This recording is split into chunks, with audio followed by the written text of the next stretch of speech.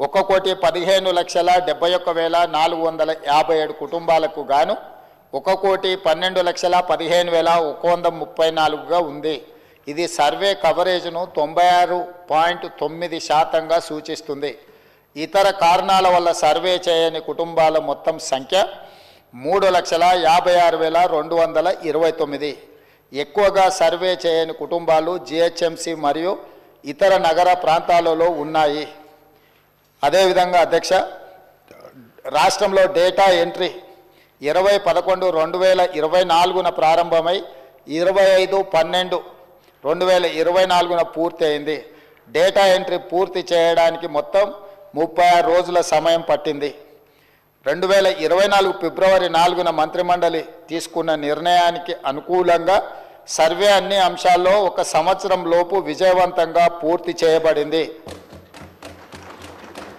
అధ్యక్ష, ఫిబ్రవరి 4, 2024 నాడు నిర్ణయం చేసి ఫిబ్రవరి 4, 2025 ఈనాటికి సరిగ్గా సంవత్సరం పూర్తి చేసుకుంటున్న సందర్భంగా ఈ నిర్ణయము నివేదికగా మారి ఈ సభ ముందుకు ఒక ప్రభుత్వ అధికారిక డాక్యుమెంట్గా ఈరోజు సభలో ప్రవేశపెట్టినాం అధ్యక్ష.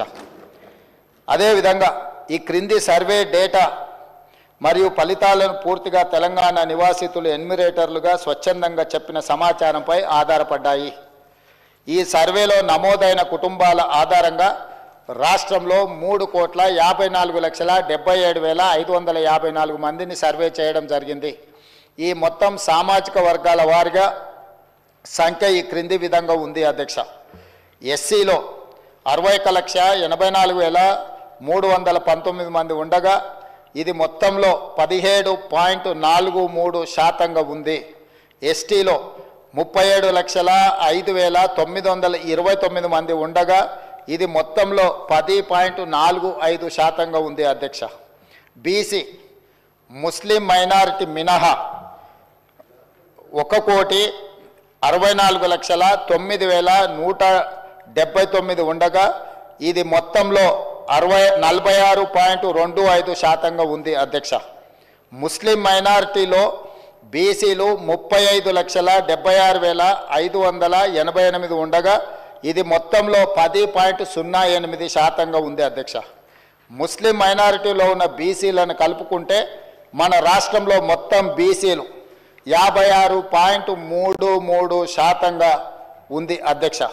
రాష్ట్రంలో ఈరోజు ప్రభుత్వం అమలు చేస్తున్న బీసీ రిజర్వేషన్లు ABCDE ఈ అన్ని గ్రూపులలో 56.33%గా ఈరోజు బీసీ జనాభా ఉన్నదని చెప్పి నివేదిక మనకు తెలుపుతున్నది అధ్యక్ష.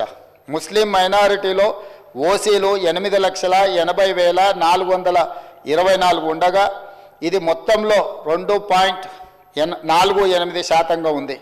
ముస్లిం మైనారిటీలో మొత్తం 44,57,012 మంది ఉండగా ఈ మొత్తంలో 12.56%గా మైనారిటీ జనాభా ఉంది అధ్యక్ష.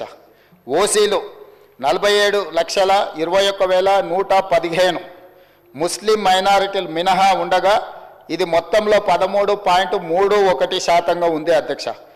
ఓసీలో ఉన్న ముస్లిం మైనారిటీలను కలుపుకుంటే మొత్తం ఓసీలు 56,01,539 మంది ఉండగా ఇది మొత్తంలో 15.79%గా ఉంది అధ్యక్ష.